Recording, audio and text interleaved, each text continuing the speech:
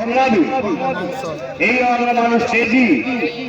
এই এলাকার মানুষ যেভাবে আজকের মিটিং আয়োজন করেছেন সাহসের সঙ্গে, আমি এটা নিশ্চিতভাবে বলতে পারি ভাঙড়ের সঙ্গে ক্যানিং পূর্ব কেন্দ্র হাজার হাজার ভোটে আরাবুল ইসলাম জিতবেন। এটা সময়ের অপেক্ষা মাত্র।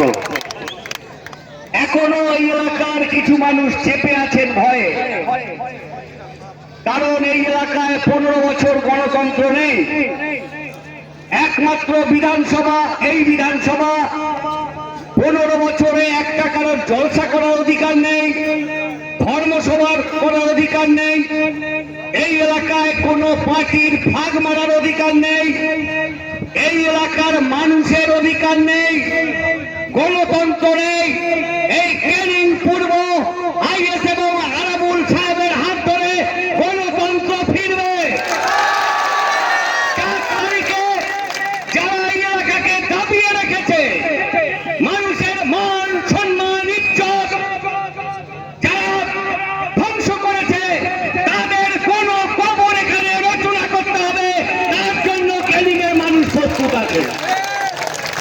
আমরা আইএসএফ এবং বামফ্রন্ট এখানে জোট করেছি পশ্চিমবাংলাকে বাঁচানোর জন্য, বাংলাকে বাঁচানোর জন্য।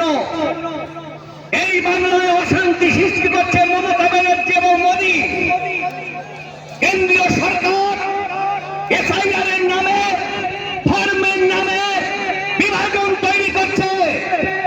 আর মমতা ব্যানার্জি যিনি হলেন আরএসএস এর যোগ্য শিষ্যা, পশ্চিমবাংলায় সাম্প্রদায়িক মেরুকরণের তিনি সাহায্য করছেন।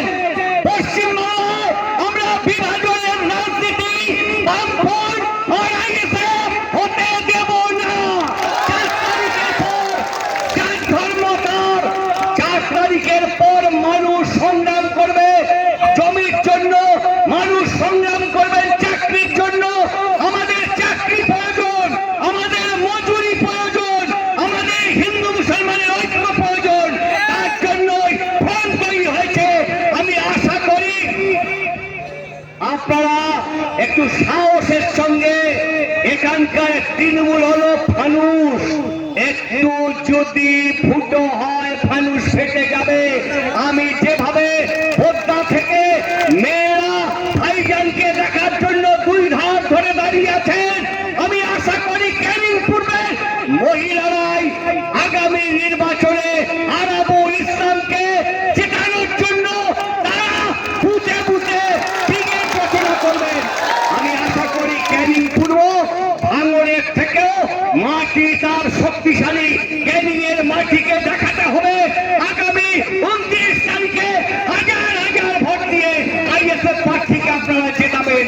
সবাইকে নমস্কার, সালাম, ধন্যবাদ জানিয়ে আমার বক্তব্য শেষ করলাম। ইনকলাব জিন্দাবাদ।